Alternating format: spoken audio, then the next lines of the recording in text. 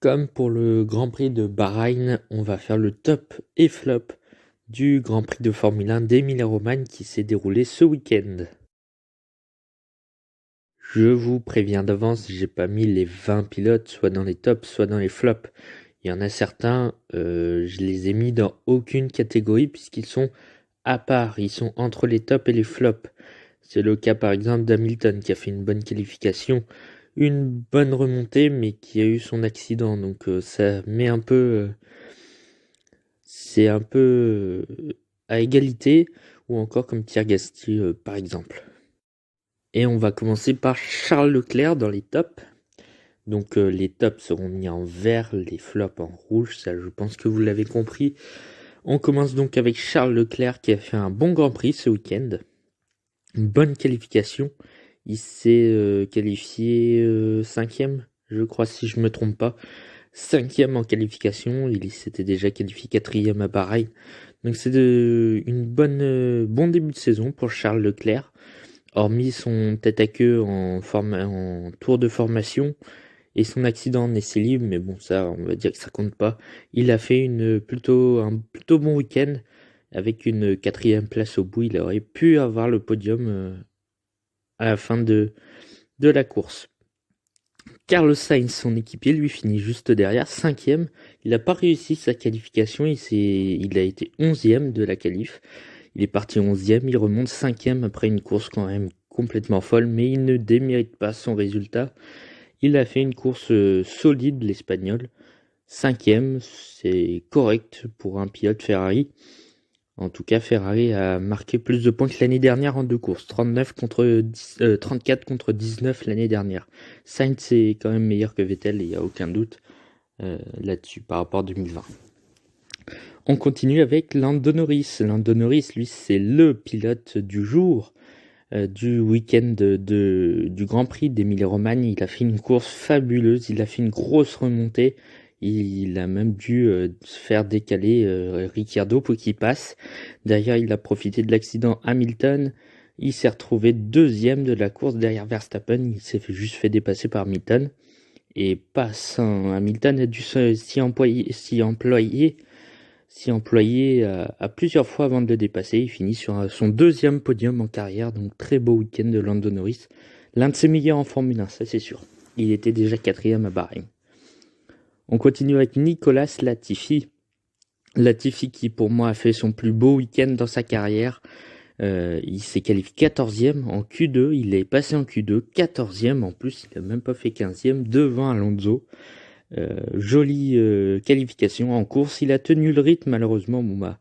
Sa course c'est terminé au premier tour après un tête à queue et ensuite un contact avec Nikita Mazepin qui l'a envoyé assez violemment dans le mur et ça m'a fait vraiment penser à l'accident de Grosjean. Heureusement, c'était pas des barrières, c'était pas la même chose.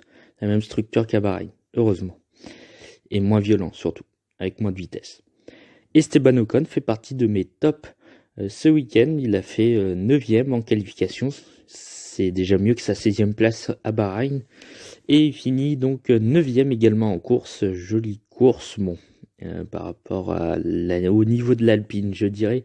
Il a complètement dominé Alonso ce week-end. Alonso s'est fait peut-être pas surclasser, mais il s'est bien fait dominer par Esteban Ocon ce week-end. Alonso finit 10e, Ocon 9. Voilà, donc Ocon a fait un week-end très propre par rapport à son Alpine. Kimi Raikkonen est dans les tops, même s'il finit 14e du Grand Prix avec les 30 secondes de pénalité.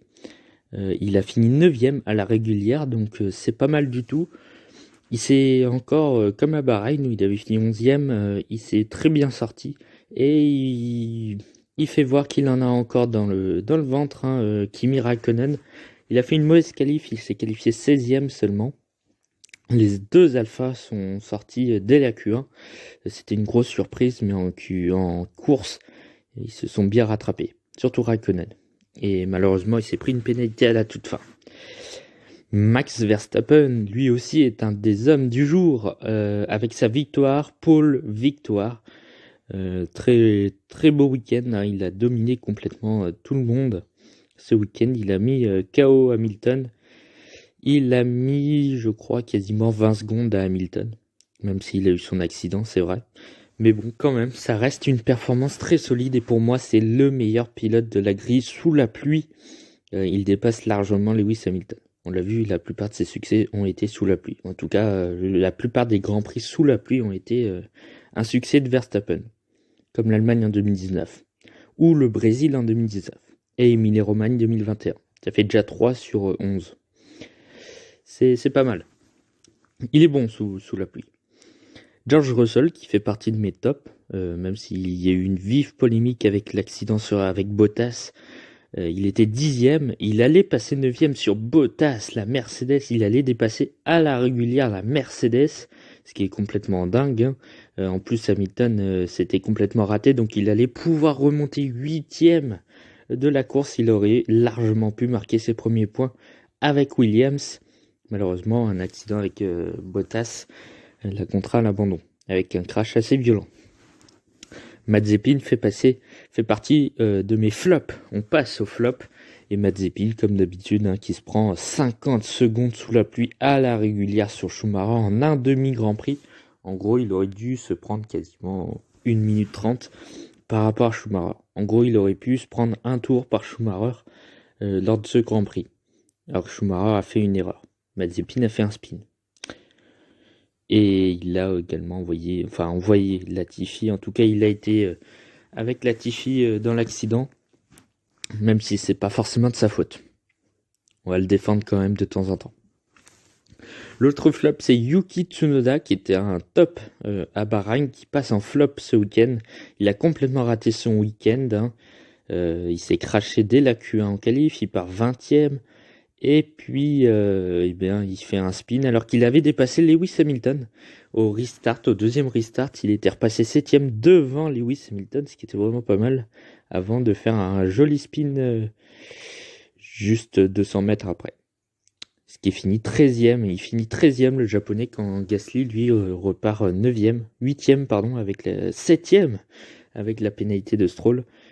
C'est dommage pour Tsunoda. Il a fait un mauvais week-end.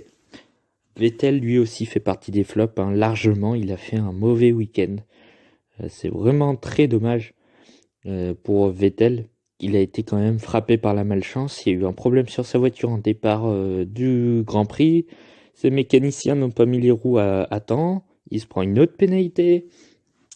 On lui met les pneus secs beaucoup trop tôt. Enfin beaucoup. Trop tôt, du coup il perd beaucoup de temps et puis au final il abandonne la course à un tour de la fin. Grosse désillusion en tout cas du côté de Sébastien Vettel qui finit 15e du Grand Prix. Qui est classé quand même mais qui est abandonné. C'est dommage. Grosse décision. Il s'est fait dominer largement par Stroll, comme à Bahreïn. Alonso fait aussi partie de mes flops. Il s'est fait largement dominer par Ocon, on l'a dit tout à l'heure. C'était pas le meilleur week-end de l'Espagnol qui s'est fait battre pour la première fois en qualification depuis la Malaisie en 2017. C'était par Stoffel Vandoorne. Donc ça faisait un bout de temps que l'Espagnol ne s'était pas fait battre. Quasiment 1 an et demi, si on compte pas les 2 ans où il n'était pas en F1. Daniel Ricciardo, lui, il passait inaperçu, même s'il finit 6e. Il s'est fait laminer par Lando Norris. D'ailleurs, il a dû se décaler pour laisser passer son coéquipier britannique, qui lui est allé chercher un podium. Donc, grosse désillusion pour Daniel Ricciardo, qui n'est peut-être pas le leader de McLaren cette année. Mais déjà chez Renault en 2019, on l'avait vu à la peine, même s'il avait quand même dominé Nico Hülkenberg. C'était pas bien dur. Mais là, c'est quand même Lando Norris et malheureusement, le Ricciardo de la Red Bull n'est plus le même qu'aujourd'hui chez McLaren ou même chez Renault. C'est dommage. Il est passé d'un top team à une moyenne écurie. Il ne reviendra jamais, je pense, dans un top team, malheureusement. Bottas, lui, fait partie d'un gros flop. Il finit dans le mur avec un accrochage avec Russell, un beau doigt à Russell également. Il a eu du mal à avouer, il n'a pas avoué d'ailleurs son tort, des torts éventuels dans ce Grand Prix, même s'il n'y en avait peut-être pas. Pour moi, c'est un incident de course. Mais n'empêche qu'il se battait avec une Williams quand même. Il était 9e. Il allait se faire passer par Russell, par l'extérieur. Tout va bien. Finalement, peut-être qu'heureusement, il a eu le crash avec Russell. Ça aura caché statistiquement la mauvaise course de Bottas. Mais en attendant, il est toujours avec 16 points, 3e, meilleure place pour le moment. Il a d'habitude de faire des bons débuts de saison. Là, par contre, c'est complètement éclaté. Est-ce que Russell prendra sa place en 2022 ? J'ai des doutes. Et j'en ai parlé sur